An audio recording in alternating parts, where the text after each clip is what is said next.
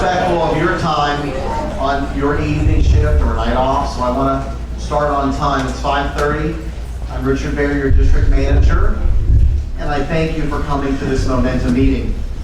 As you know, our Momentum meetings are a series of meetings throughout the year, every 3 months, where we have an opportunity to interact and update our team members. At this meeting, and I want to apologize, I look a little gimpy in this contraption here, but I do want to share a little story with you. So this past weekend, I was very pleased, and we'll talk about goals, and we'll also talk about our core values, to have had an interaction.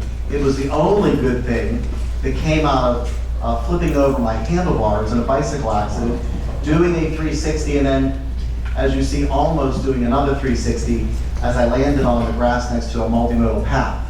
So, luckily, nothing too serious other than I hope I don't need surgery on this shoulder, but I had a really positive interaction. Let me share that with you.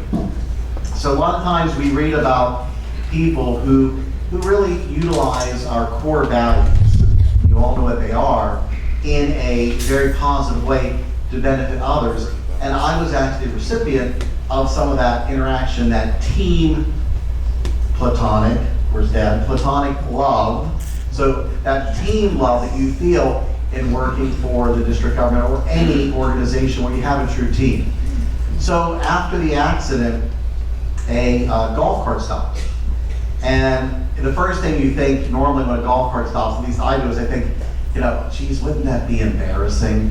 You have an accident and then someone, well, the lady was fantastic. She was with her grandchildren and her daughter, and she stopped, and she happened to be, I found out later on, as she rode me home to our rental villa in Sparky Villas in District 12, a recreation and parks employee.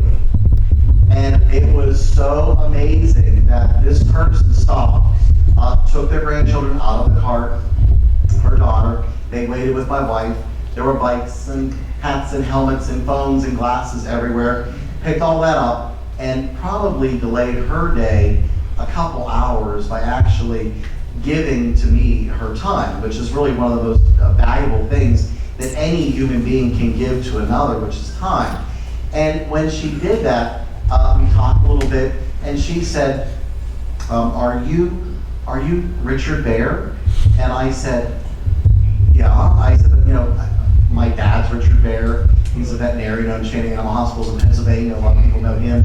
My son, Richard Baer, my oldest son, is actually in Orlando as an engineer. And she said, no, are you like the Richard Baer? And I was like, so, and of course, after this sort of disheveling accident where, you really never want to have another team member see you in such distress and also in such an embarrassing, compromising situation, I said, kind of really, yes. And I thought, oh God, is it the comp and pay? It didn't get planned out right. I'm talking about landscaping for Sam Morton, sorry Sam, or Blair.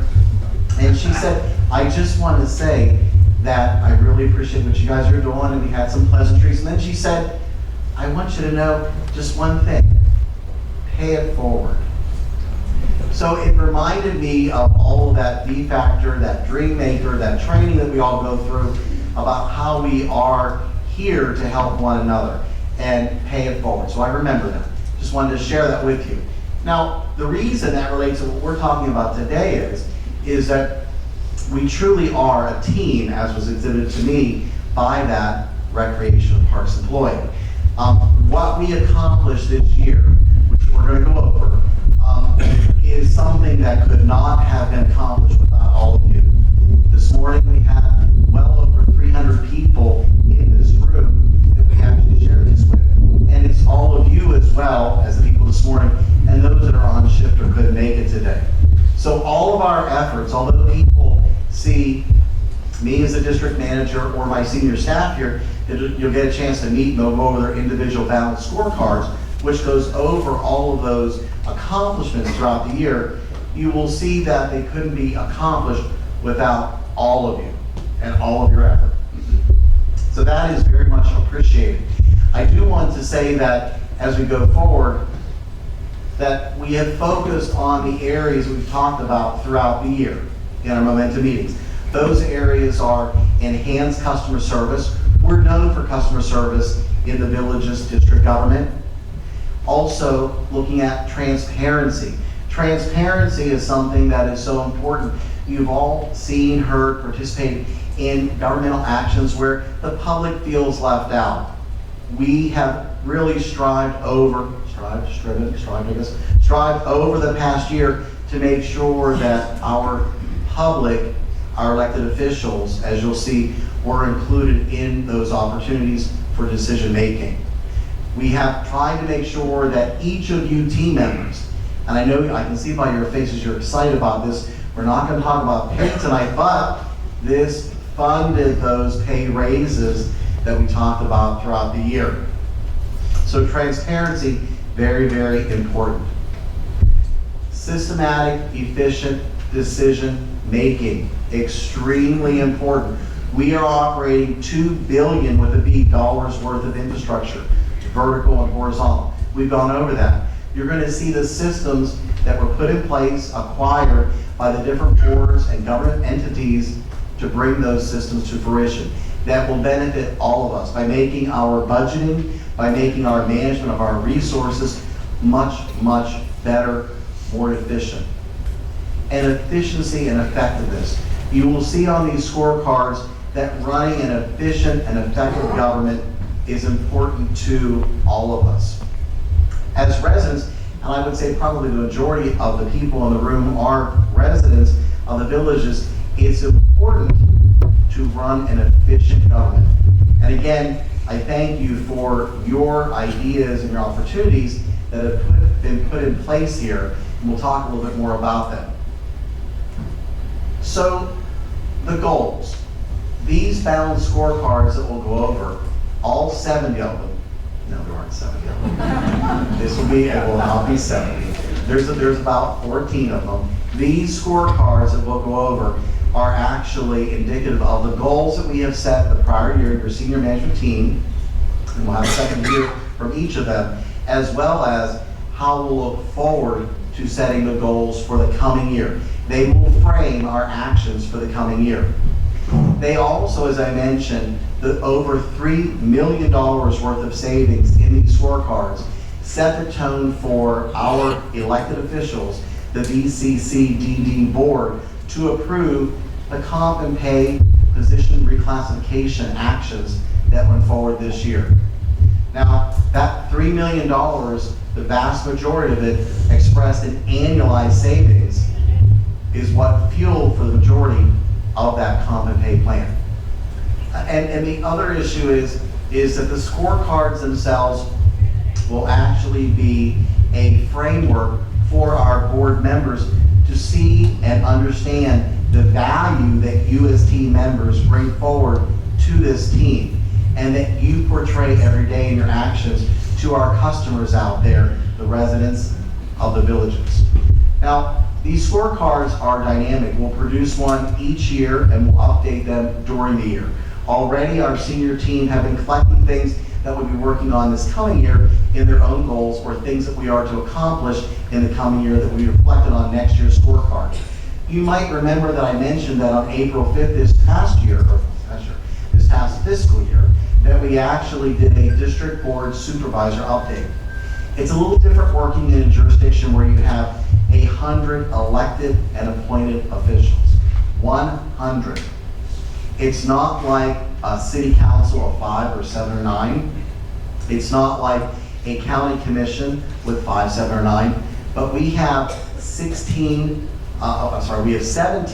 different bodies that are elected, and then we have several committees. They all came together to hear the update in April, and will do so again in February of next year. This scorecard frames for them all of your accomplishments, all of our accomplishments. So just for a second, we talked about comp and pay. Why did we do it? We did the comp and pay study because from 2014 to 2019, we realized that we have to remain competitive to attract and retain the best of the best. you all. So when we heard that people could leave and get a similar job at, for example, a local drugstore, that's concerning. That's concerning that where we are investing in you all, we are training, and people are leaving because there is not a fairness in pay. We also were concerned about some of our benefits. For full-time employees, we're very low insofar as the number of holidays that we get per year. So we upped that by one to make sure that we were competitive. We also wanted to enhance and reward those people who are seeking additional educational degrees and help them with tuition assistance. So we upped that amount that will help and assist them get that advanced degree to help and assist the district in accomplishing their work in that work area. Training has remained an emphasis, and if you see training that is needed, we've increased training in public safety, we've increased training in DPM, we've increased training in recreation and parks. But training remains very, very important. We need to make sure that we have well-trained people as we move into this ever technologically advancing age that we serve our residents. And then really lastly is the additional retirement match. For full-time employees, we provided an additional match for additional percentage for retirement, and for part-time employees, Ms. Franklin, our HR and strategic planning director, will go over those benefits that have enhanced for our part-time employees as well. So this is the scorecard here for administration. I'm just going to steal a little bit of the glam, the glory, the glitz up front, and just go over the green section, which says basically that the annualized savings in this one area was just under $1.5 million.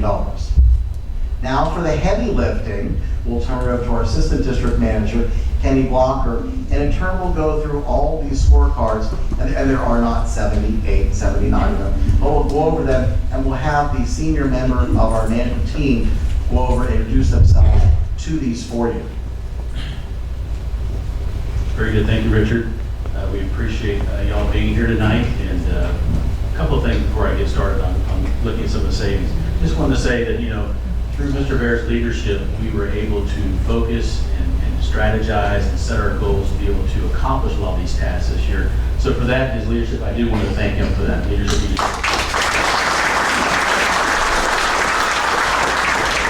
The other thing is, of the goals you'll see tonight, and there's many more that we've been working on and are still working through to accomplish for not only the coming years, the coming months and the year to come, but it couldn't have been done without y'all as well. So for that, I thank y'all as well. So he has previously said that some of the things that we were challenged with was trying to find a lot of efficiencies in our government and transparent, but also find those dollars that were hanging out there to help fund the pay and comp study. So a few items that we looked at this year to help fund some of those savings. Streetlight operations. So we entered an interlocal agreement with Sumter County to look at our streetlights, and in consideration, they were previously paying us a right-of-way maintenance agreement to help offset some of our expenses on mowing and taking care of the right-of-way. We essentially gave that back, where they said we'll pay for it, but they'll pay for the lights. So the net gain on that agreement with Sumter County to the interlocal was $350,000. We felt like that was a better gain for us, for them to pay for the streetlights, because we pretty much manage all the maintenance of the right-of-ways, but that electricity on those streetlights are going to do what? They're going to continue to go up every year after year. So we felt like that was a big gain. So that $350 this year, maybe $353 next year, maybe $355 the year after. So it'll continue to go up. The electricity always goes up. I don't think it ever goes down. Right. Kind of like your cable bill, right? TVs go down, the cable bill goes up. So I don't know, but they only measure inflation by the tangible TV, not by the cost of your cable. So there's a little bit of disconnect on some of those. So, and our fleet, one of the things that Mr. Bear challenged us was to look at our fleet and how we manage our fleet, and how we best get the biggest bang for our buck on our fleet. An efficient fleet, an efficient management of the fleet. So we looked at leasing, because as he has so eloquently stated, no one really cares where we get our fleet from or who owns it or who leases it. They just want to know that we got a good, reliable, fuel efficient, dependable fleet out there. So we looked at a leasing model. And with the leasing model, essentially what we're saving is about $70,000 a year by going to a leasing model. Year after year, that's going to compound on itself. In addition to the fleet leasing, we looked at it in the interlocal with Sumter County, where they were able to offer us a maintenance agreement, essentially, for our fleet.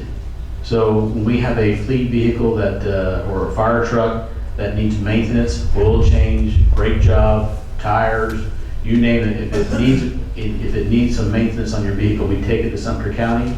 They do it for us for free. No charge to the district. So we've saved in the interlocal $350,000 with streetlights, and we saved an additional $400,000 with a fleet maintenance agreement. So just with the county alone, they offset about $750,000 of our expenses. Pretty good deal. It was a good negotiation. I don't know who did that, but I'll take credit for it. The other thing we looked at was a FICA alternative plan. This was an opportunity to look at a FICA alternative plan that the government, the IRS, allows us to do under the regs of 401A for part-time, seasonal, or temporary employees. In our case, part-timers. What we did is we looked at it and said this is an opportunity to allow our part-time employees an opportunity to self-direct into a retirement fund. Whereas now they would pay the Social Security, where the majority of them are probably already collecting Social Security. So this was a plan that would allow them to actually self-direct their own dollars into a retirement plan, that when they do have separation from service, the money would be theirs and theirs to do what they want. They can put it into another retirement plan, an IRA, or they can take it out if they're eligible, so based on the regulations. But this was an idea that we felt like it was a good positive move, not only for the employees, but for the district. You can see there we saved $500,000 on that plan. Utilities, we looked at some opportunities when we had some staff vacancies, and we looked at our consultant engineer who helps us with our utilities, and he offered to take on some additional workforce with the utilities, so we were able to not fill those positions, so the net gain on that was approximately $100,000. And then we also had some savings on our investment portfolio management. We were consolidating some of the funds and doing some changes where we saved approximately $35,000 for those two types of savings funds that we were managing. So all total here, you can see it's about 1.4, 1.5 million. I think a very good year. I know he is challenging us to save that money each and every year. It's going to be a hard road to hoe, but we are up for the challenge. With each and every one of y'all's help, I think we can make it work every year. So with that, I'll turn it back over to Mr. Baird and talk to you about some IT.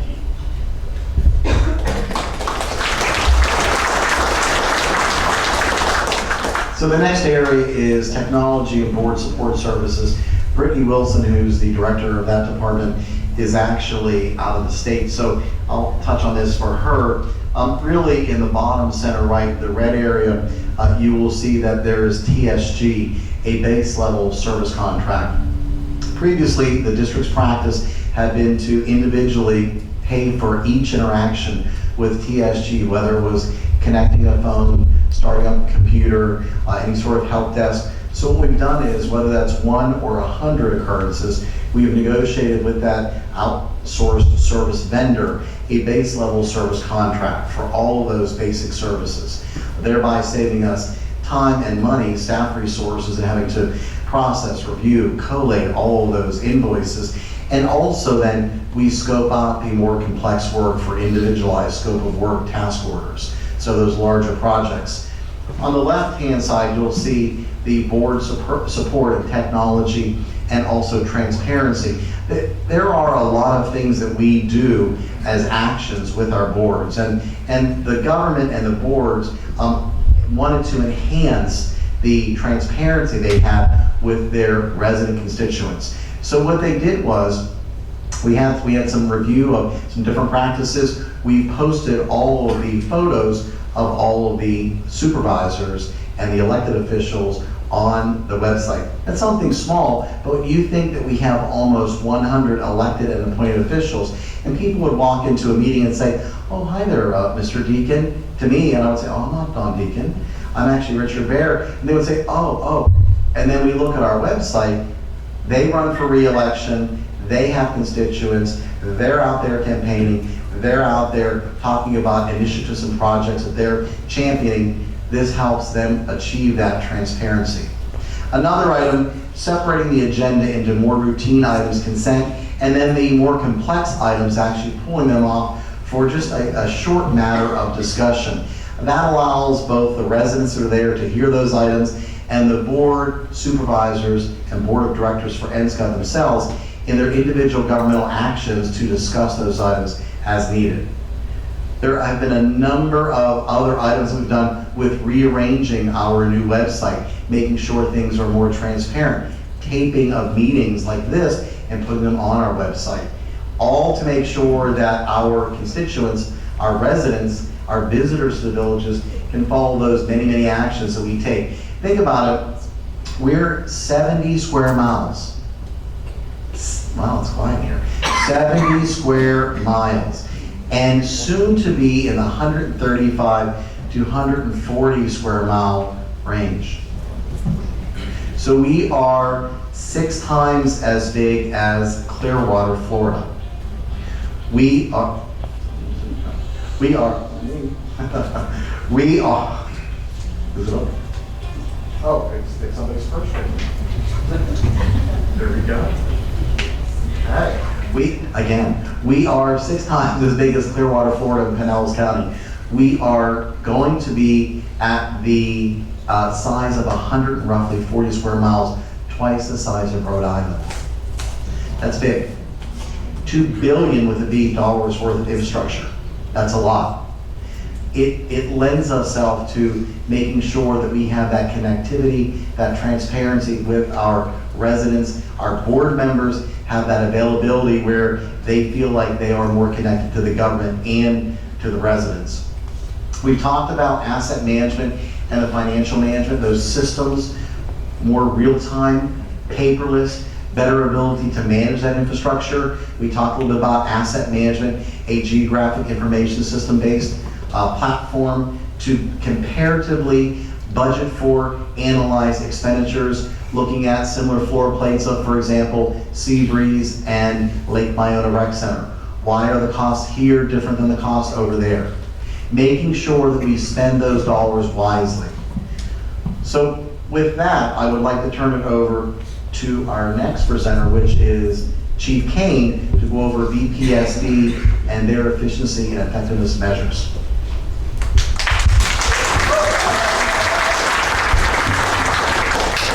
Good evening. My name is Edmund Kane. I oversee not only the fire department within the villages, but Community Watch. And we'll also talk about one of the newer responsibilities I've just been given recently with these cost savings as far as fleet maintenance. Before we had entered into this agreement with Sumter County in this last year, we had done our own in-house fleet maintenance for the fire department and just Community Watch. We had 3 mechanics that were out there working on vehicles every day for those 2 departments. With entering in an agreement with Sumter County, it increased the economy of scale for the fleet service they were providing. We were able to save, just within the first few months, about $16,000 on the fleet maintenance program. That'll continue throughout the year and next year. In addition, we were added the responsibility of overseeing the fleet as far as the rental vehicles that Mr. Blocker talked about for Community Watch, recreation. So totally with the fire department and those other departments in the district, there's probably close to 80 to 100 vehicles that are now coming under our fleet control with the leasing program. We were able to redirect a position out of the fleet service with a fleet manager, which was about $155,000 savings. That person is responsible for getting the vehicles to Sumter County when there's an issue, to get them PM, oil changes, tires, etc. We also switched over to a new report system this year, which will utilize us to be able to better track repairs and issues with vehicles in the stations. That was approximately $9,000 savings. So between all those areas, those 5 areas, there was approximately $788,000 to the department and the district in this first year of operations. Thank you.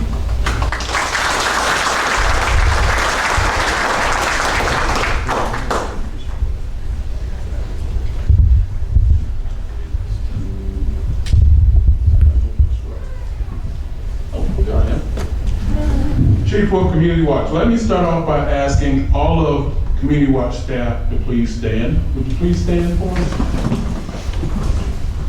Thank you, I appreciate you. appreciate you being here and representing Community Watch. I have to say that I think that based on the numbers that I saw this morning, we probably had the majority this morning because not everybody stood up. Anyway, here we go. I am going to start off with dispatch. I'm not going to go in order, but I'm going to start off with our dispatch. Community Watch was able to enter an agreement with Marion County this past year that allowed 5 of our dispatchers to attend a state certification for a 911 operator. That is very important because it helped us to increase productivity and to help our dispatchers to have a better understanding of working with other governmental agencies. Now that's very important because they work with many governmental agencies everywhere from law enforcement, city government, county government, on the state level with wildlife and such as that. The other thing that we did at Community Watch, and there was a cost savings of about $5,200 in tuition fees that I didn't add up there. The other thing that we was able to do at Community Watch was quality assurance. We developed a quality assurance program by working with the HR department here in the villages. We was able to create this program to where our supervisors are tasked with 3 times per shift, that's 9 times a day, where they are randomly selecting calls and they are scoring those out. Now, it is not to criticize our employees, but it's to elicit feedback from them and to add additional training should it be needed. The other thing that we did was our gate attendants. We took a look at our gate attendants and we thought about the thousands and thousands of people that they interact with on a daily basis. And so we wanted to provide them with some skills that would enhance their customer service experience. So we put together a training course, again, that was vetted by the HR department, and we put each and every one of our 192 gate attendants through that training. The other thing that we did was we took a look at our patrol drivers. Our patrol drivers travel an average of about 95,000 miles per month, every 30 days. That is a lot of driving. Now, our main goal is to try and target each community at least, I say community, each village at least 2 times within a 24-hour period. That's a lot of driving. So we wanted to enhance their skills. We put them through a 5-point competency test course to help with their driving or to help improve their driving skills. Along with that, we put them through a 4-hour training course, classroom setting. Out of that, I am proud to say, out of that, there was 72 cones and 10 barricades that was set up. 120 drivers went through and only 1 cone was knocked over. That is awesome. Because we live in a very special and work in a very unique place, the villages, that has these things called golf carts, that has golf cart lanes and bicycle lanes adjacent to our roads, we thought it was important, we knew that it was important to equip our patrol drivers with the skills necessary to achieve the maximum out of the vehicle, safety features that are in a vehicle that we could, and one of those being those rear view mirrors. So we put them through that course too. That is also a state vetted course. The other thing that we did was we took a look at our gate operations. Our gate operations, there's a number of gate strikes throughout the villages on a daily basis. So we trained our gate operations people to assist us in helping recover the data that's necessary so that we can hold those people responsible for those damages and be reimbursed for those funds. The other thing that we did was we took a look at customer service. Customer service, we teamed up with the customer service department here in the villages. Community Watch is tasked with a program called Adult Watch. I don't know if many of you are aware of it, but it's where our communications personnel will call over 100 people a day who live alone to have that human interaction with them on a daily basis, and we offer that service to them 24 hours a day, 7 days a week. The other program that we offer is called Resident Out of Area.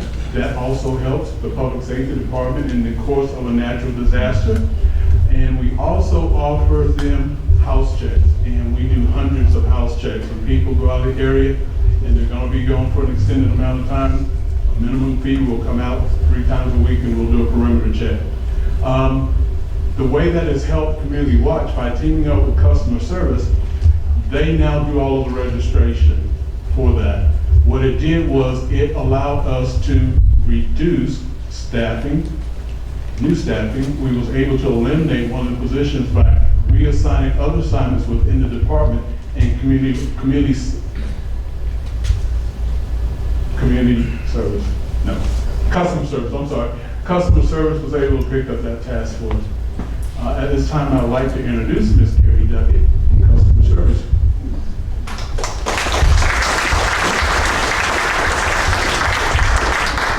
Thank you, good evening. As Chief Wolf just explained, customer service has had the opportunity to team up with a lot of departments this year, which has really increased the customer service that we are providing to residents. While many of the departments are focusing on annualized savings, a lot of what both customer service and community standards have done is increase the customer service and the overall experience for our residents.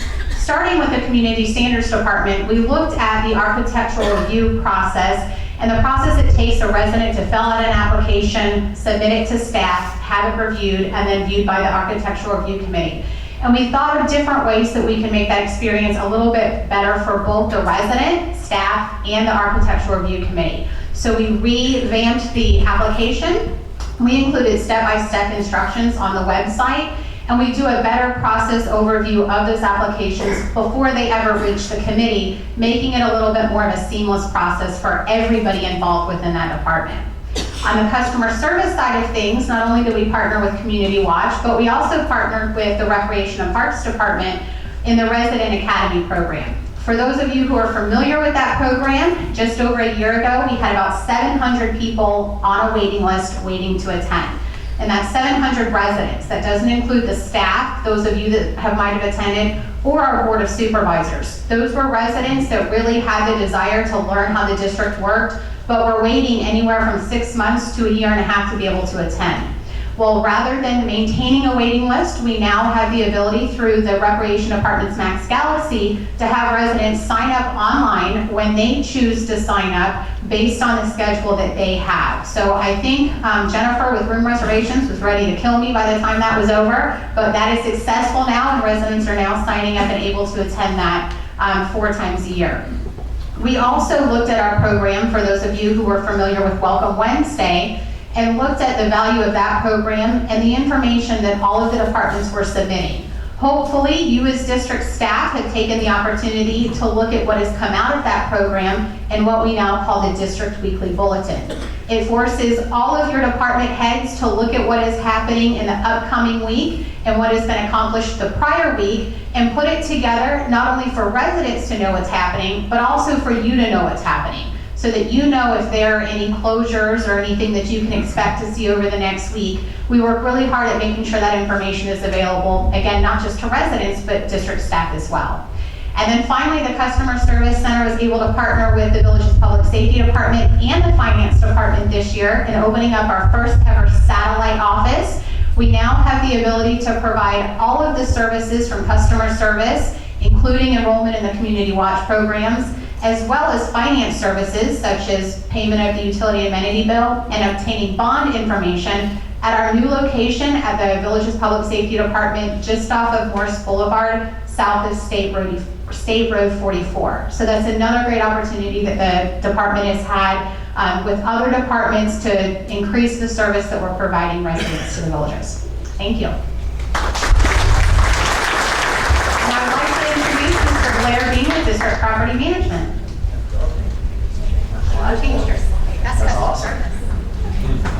Appreciate the opportunity to talk to everybody this evening. My name is Blair Bean. I'm with District Property Management. I'm Assistant Director with Sam Mortenby. And so our presentation is kind of broken into 2 different places.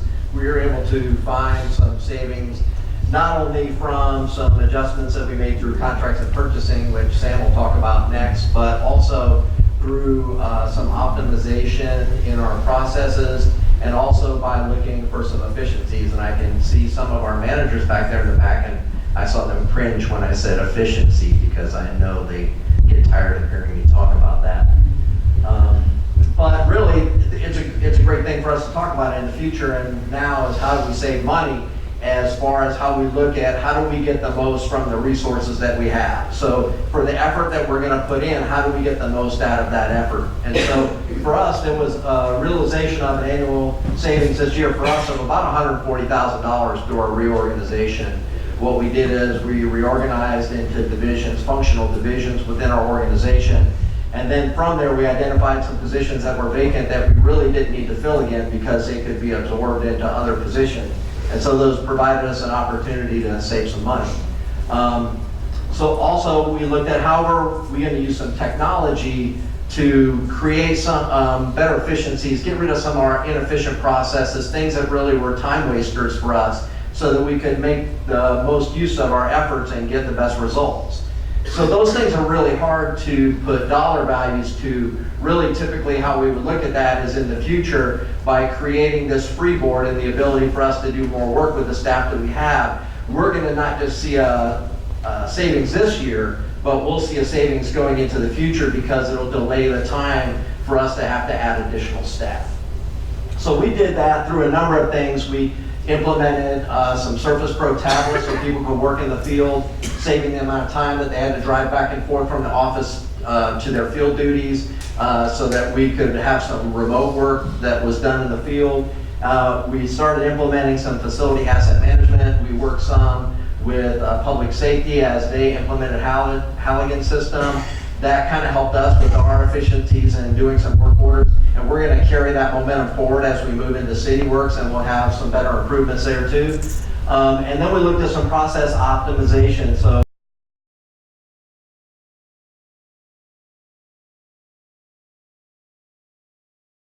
some issues there where postal workers were changing the thermostats and they were causing the building to sweat. So not only were we wasting a lot of energy, but then we had additional service that we had to provide at the postal facilities because things were rusting from all the humidity. So we put some tamper-proof controls in there. We were able to save some money there. We also looked at a staff level about looking at our on-call procedures and how we identify the things we really need to respond to on call and try to cut down on that overtime because our on-call is all overtime hours.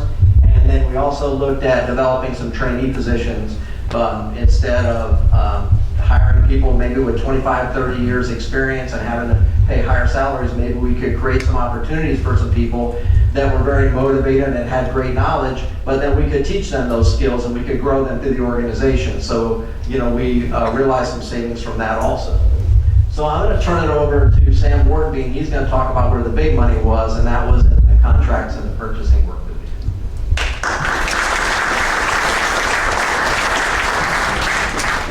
did. Good evening. I'm Sam Wardenby, Director of District Property Management. Okay, I'm going to embarrass them. Stand up, staff. Come on. Okay, we're just missing one manager who's on vacation. And we take care of the 70 square miles. It's called the Villages. So, that being said, purchasing, we're standardizing a lot. We've got one great product, Nova, for shuffleboard courts. You'd be amazed how many people like shuffleboard, and they like this product. So we can both purchase. Savings there. The aquatic chairlifts, we've got 34 of them installed this year, both purchase. Savings there. Just common sense. We switched out the fluorescent lights at the exterior postals, put in LED, people love it, it's brighter. Bugs aren't attracted to LED lights like they are to other lights, which is great, keeps them cleaner. So just a lot of, standardization. That way it saves us time doing scope of work for all the bids, RFPs, saves purchasing a lot of time, so they don't have to do the RFPs or the bids. So when it comes to the contracts, we piggyback contracts. We found Massey had a state contract for pest control, so we went with them, and that was savings of about $25,000 a year. And we've got a lot of other contracts that we will piggyback on. As you all know, the way the Villages is developed, The developer builds it, he holds on to the recreation facilities for so long, then there's an amenity sale of contracts to the district. So they build the postal, they build the village rec center, they build the regional, and they give this contract to this company, this contract, this company, this contract, this company. Then we acquire them at that amenity sale. And people are spending more time driving to the facility than it takes to do the work they need to be doing. So as we're rebidding everything now, we're going geographically, landscape, janitorial, HVAC. And we'll get better pricing because they'll be spending 50% less time traveling to do their work. So just common sense stuff. So anyhow, next, whoops, wrong way, is Ann Hochsprung with finance. Good evening, Ann Hochsprung, Finance Director, and I just want to give a shout out to all of the finance staff here at the district. They have been working so hard for you all this year to find and create efficiencies through the use of our technology better than we are today. I just want to highlight a few of the areas that we've been working on this year. We restructured the workflow in our utility billing and customer service area, and this allowed us to eliminate a position where we had a vacancy. We also revised the monthly financial statements that we provide to the board and to the public each month. We provided a more condensed financial statement that's easier for the public to understand, much more transparent. Those that are not necessarily financial experts can better understand what they're reading when they look at it. And lastly, and probably the area that we've been spending most of the time, is with BS&A. BS&A is going to be our new financial software package that we are in process of implementing probably March of 2020. This is taking probably a good year to plan and to test. We're currently in the planning and testing phase right now. Quite a bit of time, but when we get to the end of it in March, we should find that we have much less paper-driven system, much less manual system, so something that we're all looking forward to. Thank you.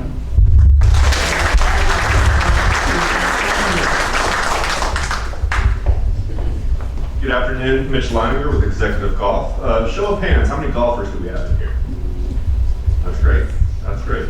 On our scorecard, we've looked at mostly areas of purchasing. Office space was a big one for us as well. We relocated our office to a district-owned property. That was an annual savings of $15,000. The previous office was in Spanish Springs, so we have a little more central located office now, a little bit closer to some southern golf courses for us. We're also looking at maybe going forward this year at janitorial services in our offices and savings there we can do. So that's what we're looking at for our office. Purchasing, vendor purchasing, furniture. Every starter shack has office chairs that we have to periodically change out. So we found a vendor where we can find a cheaper office chair through same quality but a cheaper price. We're looking at more direct purchasing through us directly, not going through a contract company where we might get taxed and or put into the price or have an upcharge for an administration fee. So we're looking where we can do direct purchasing to save money there as well. Property management, retrofitting all executive golf course restrooms with LED lights, being more energy efficient as well. So we're looking at doing those kind of things as we go forward. Hand dryers instead of using paper towels. Little things for landscape, water conservation, we'll continue to look forward to where we can save money there as well. So that's what we're up to. Next up is John Rowan with Recreation Department.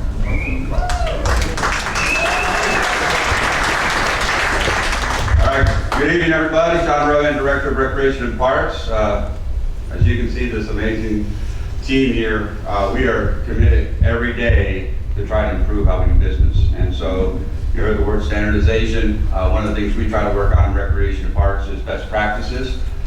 That's the best way to try to do things at this given moment, day and time. And we try to do things that are in line with our core values. And we speak about our core values every single day. Part of our mission is to do that, but we also want to try to help to enhance and enrich the lives of our residents. We're all in the public service business, in every different aspect here, and Recreation Parks plays a role in that, but it takes everybody in this room to make that happen. So our scorecard, while not reflective of the big dollars that Sam's team does, because we destroy the facilities and he comes back and repairs them from all the clay that goes out there. So that's what we want to do. We want our facilities to get worn out because that shows people are out there enjoying the lifestyle. So that's a good thing, but it takes a lot of money to do that. So things that we've been working on, I'll kind of hit around a little bit the Enrichment Academy. That is T. That is our new education and enrichment of classes and programs. It's in going into our third year. We picked up this program from the charter school. It was the Lifelong Learning College. We have some great leadership with Melanie, who's overseeing that program. We have over 100 plus instructors. In the course of the 2 years, we probably offered over 1,000 classes. When we go through that program, we also had to purchase a new software called Max Galaxy. Carrie spoke of it briefly. Max Galaxy is a recreation software that's integrated throughout the 70 square miles. So we know everything that's taking place every single day inside and outside of all our facilities. We also have the ability to do online registration. That ability was not there with our prior software that was 18 years old. Over 51% of our residents now register online for their classes and activities. So that speaks volumes to the technology that's in place and the need for our customers want to have that ability to online from the convenience of their tablet or their smartphone or at home. Resident lifestyle, we have over 3,000 clubs. We're always trying to look at more efficient ways to do our business with our club leaders who come in day in and day out to run the activities and programs that we have here. So efficiencies, Pam Henry and Donna Dean have been instrumental in that process because our volunteers are like employees. They are reflective of who we are. We expect them to hold the same core values. So there's a very organized process for them to get started. Technology, as I mentioned, the Max Galaxy, I got an email from one of our RAs who attended the morning session, and he said, thank you for the new scanners. Our scanner counts have gone up over 40, 50,000 a month. And so I thought I'd bring one, and to see if Richard Bear is truly the real Richard Bear, I want to check his ID. What do you guys think?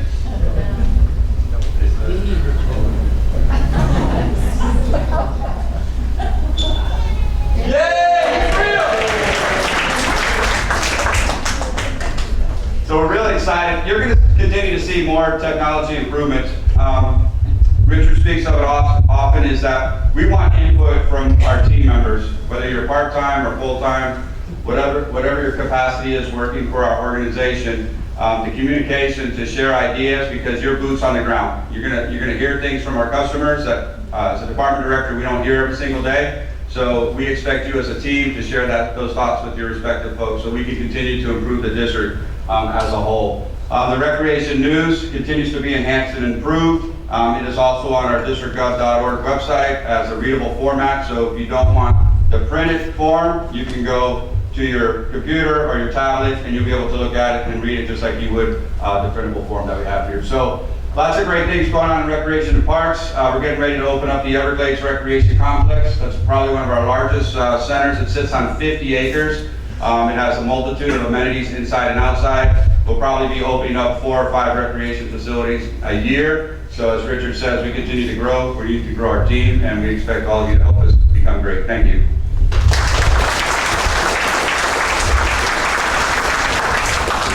Mark is not here, so I'm going to have to do the call out.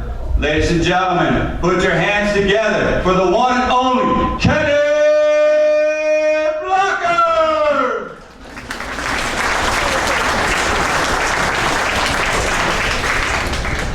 Thank you, John. So as John stated, Mark is not here. I can't do Mark's voice. Mark has that deep radio voice. I wish I could do that. We always say he's like Casey Kasem of the district. But so if Mark was here, he would talk about purchasing and what purchasing has done this past year. And I think you kind of heard one of the things that John just said, recreation tears it up, Sam fixes it. But there's a little thing in between there, it's called purchasing, because purchasing has to buy or obtain those services for Sam to fix what John broke. So that's typically what happens. John breaks it and Sam has to fix it. So one of the things that the purchasing department did do this year was revamp their whole purchasing policy. It was a long, arduous process that took a while. the policy hadn't been updated for several years, so it was a lot of time and effort by staff to put that policy together that the Village Senate Board did finally approve, and all boards have been exposed to it, as well as staff. The purchasing department went around and trained everyone on the new policies and procedures and has received positive feedback on everything. So that has been a positive. They've also been working on a lot of the SLAD contracts. I think you heard Sam allude to when we buy the amenities. Developer builds it, we buy it, we take it over, then we have those contracts that we have to deal with. Well, eventually we want to consolidate all those contracts into our contracts, become more efficient, as Mr. Workby said, to make sure we get the best pricing that we can from the vendors that we utilize in the service. So that is also a task that they've been working on with DPM. So if the two departments that purchasing really focuses on the most heavily utilized is DPM and recreation. So they have now established monthly communication meetings with them. They sit down with those two departments and talk to them about their needs, what can they do to the system, how can we help you to make sure we have a better quality, more efficient process for purchasing for those departments. They've also done some other things with their surplus property, but one of the things, the P card. A lot of people ask, why do you use a P card? Well, P card does a couple of things. It becomes more efficient for processing and purchasing for the district, but it also brings in about $130,000 a year in P card rebates. People need to know that when you use that P card, we receive a rebate back from the credit card company. So all total last year, we got about $130,000, and the more we use that, the more we utilize those cards, we receive dollars back to the district. So it's like free money, it's found money. So that's one of the big things that purchasing does with the P card program. So I know I didn't give as much justice as what Mark did, but that is the purchasing spreadsheet, and now it is budget. Barbara Case.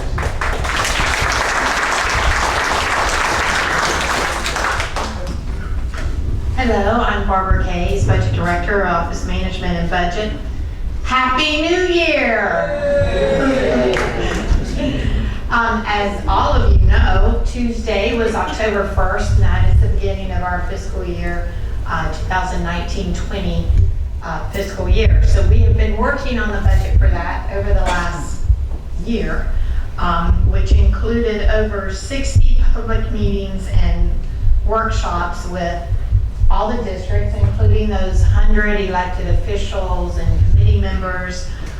So we've held over 60 public meetings and workshops to discuss the budget. We've provided numerous PowerPoints at these meetings and workshops, a favorite of Mr. Baer. Excuse me, I was celebrating too much for the New Year's, and I have a hoarse voice, so I'm sorry you have to listen to this. But we have worked with the departments, and you've heard from all the departments what they have done as far as with cost savings, improving their processes, increasing, identifying efficiencies and ways for improved effectiveness. So all of this has been incorporated into the fiscal year 19-20 budget. And as Mr. Baer mentioned, these cost savings were helpful in providing those additional funds for the pay classification study. So we will continue in the future to work with the departments in maximizing the usage of our revenues. You'll see that we developed a process to utilize restricted funds. We also worked with the amenity fee analysis and presentations for the deferral rate discussions, but we're always looking at reducing those costs and maximizing the usage of our revenues. And it wouldn't happen without all of you. It is a team to prepare this budget. All the staff, all the departments, residents, elected officials are all a part of preparing each budget year. So thank you.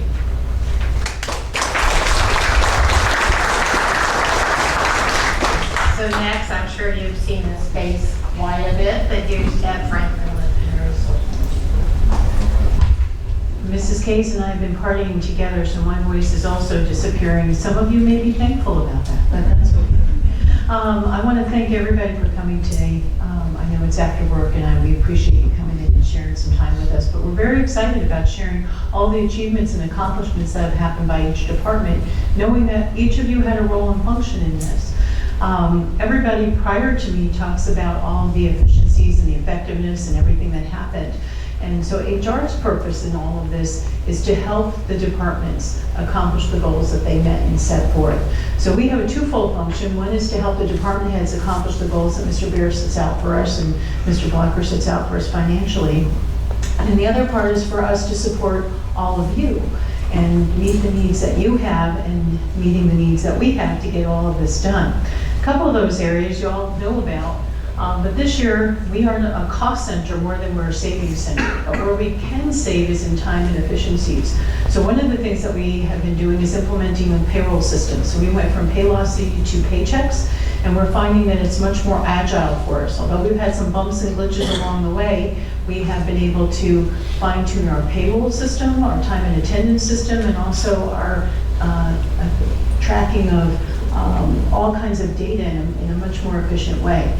The good news is, how many people know that we've started the performance management evaluation process? All right, yay, right? Well, next year at this time, guess what? It's going to be automated. So we'll be even more efficient and have that ability for people to be able to access their information, do things online. If you change up, like our public safety department might move from station to station, you can share information on how people are doing, and those goals and things will move with you. So we're looking forward to that. We're also looking at self-service and making it accessible. Some of our gate attendants don't have that access to computers, or you might be in different locations or different departments that aren't in our main office. So we're looking at self-service accessibility and making that more efficient for you. And then we're also talking about training. So we have Angela Patillo over in the corner there. She's filming us, but you'll also see her training and working with us to develop more training programs. One of the things that she's working with us on is developing online training. So you won't have to just come to a class. You can have access online and work with that. So there's that. So once we get all that in place, the other most important thing is, how do we recruit? How do we get staff to come on board? Because with that 70 and 140 square miles and those additional rec centers and gatehouses and all that stuff, how are we going to man all of those things? Well, recruitment is something. So Terry Ann, where are you? Raise your hand. Yep, Terry Ann.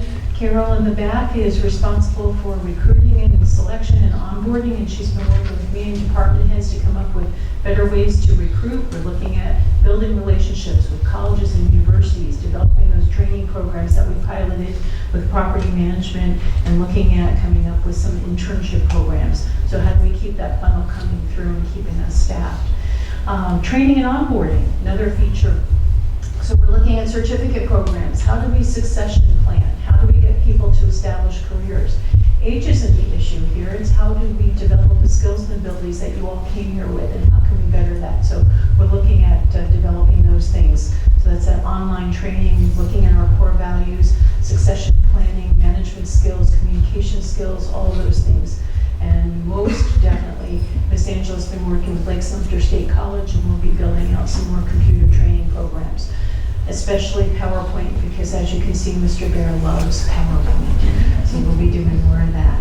And then last but not least is, how do we retain people? And that's with our benefits and our compensation and pay. So we just went through a major study, and a lot of the savings that we saw this year that everybody has so graciously and effectively worked on has gone into the comp and pay this year. We also look at benefits. We did the FICA alternative for the part-time staff, added the 457 capability for them to also develop for retirement planning. We looked at tuition reimbursement and fine-tuning that program to encourage people to go to school, get those degrees, and work on becoming supervisory upper levels.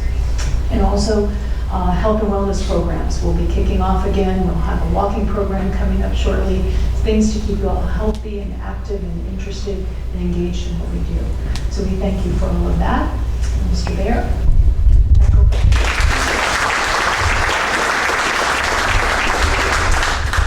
So thank you all, and I just want to, before we leave, I know we all want to leave, it's getting late, I just want to say a couple things. First of all, where is all this information? That's right, districtgov.org. So it's right on our homepage. I don't expect that each and every one of you will be able to leave and explain the FICA alternative program. will be able to leave and explain a procurement change in the procurement purchasing manual. But I hope that you'll take some time to review this. These are all accomplishments that you had a hand in. Whether you are a gate attendant, whether you are a custodian, whether you are in HR, whether you are in DPM, or you are in a blue shirt with public safety. You all had a hand in this. And so thank you to you all for doing all of that work. We will update this and we will then meet with you throughout the year. And thank you very much. Have a good evening.